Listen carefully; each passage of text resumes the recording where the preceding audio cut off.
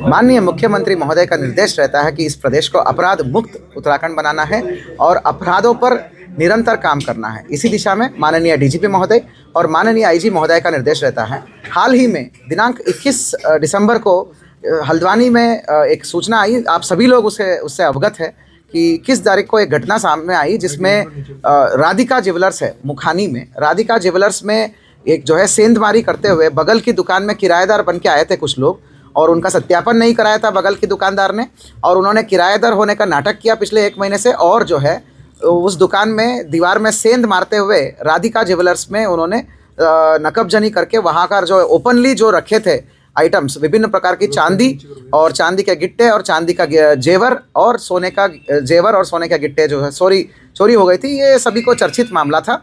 उस दिन से ही हमने एसआईटी को एक्टिवेट किया था। क्राइम में विशेष रुचि रखने वाले समस्त पुलिस पर्सनल्स को एक्टिवेट किया था। इस पूरी घटना में एसआईटी बना के एसआईटी का हेड हमने मनोज कत्याल एसपी हल्द्वानी को बनाया था। बहुत बड़ी टीम थी, मैं उस दिन भी बता रहा था, मोर देन 20+ टीम थी। उस घटना में हमें आज सफलता प्राप्त हुआ है।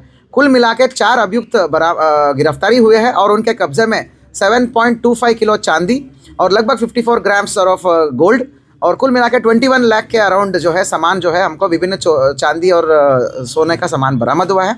साथियों मैं बता दूं, ये अंतर्राज्यीय और अंतर्राष्ट्रीय क्रिमिनल गैंग्स का काम है।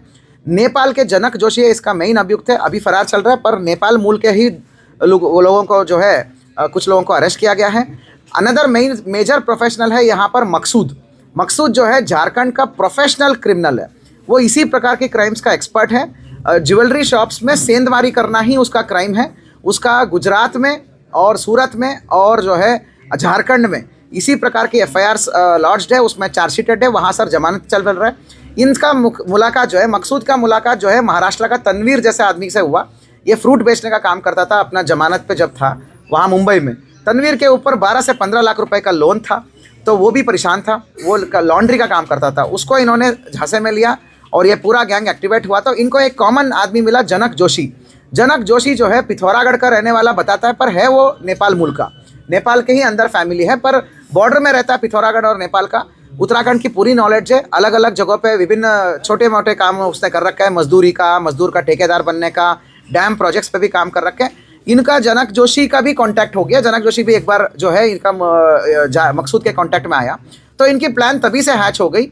तो जनक जोशी को इन्होंने लीडर बनाया यहाँ पे रेकी करने का और पूरा लीड लेने का, यहाँ पर एंकर करने का। बेसिकली जनक जोशी ने जैसे ही इसको बताया कि देखो यार राधिका ज्वेलर्स है, उसके बगल में दुकान खाली है, तो जनक जोशी को इन्होंने एक्टिवेट करके उसको किराए पे चढ़ाने को बोला, किराए पर लेने को बोला। अब जनक जोशी किराएदार बनने का नाटक करता रहा और जैसे जैसे ये बोलते रहते हैं वैसे वैसे वो प्रिपरेशन करते रहे।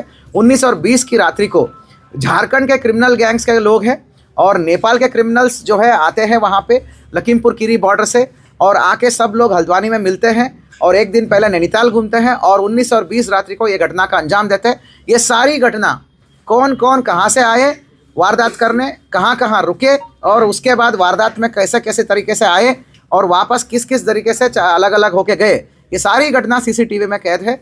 कुल मिला के हमारी प्रोफेशनल पुलिसिंग को आज बहुत अच्छी उपलब्धि मिली है।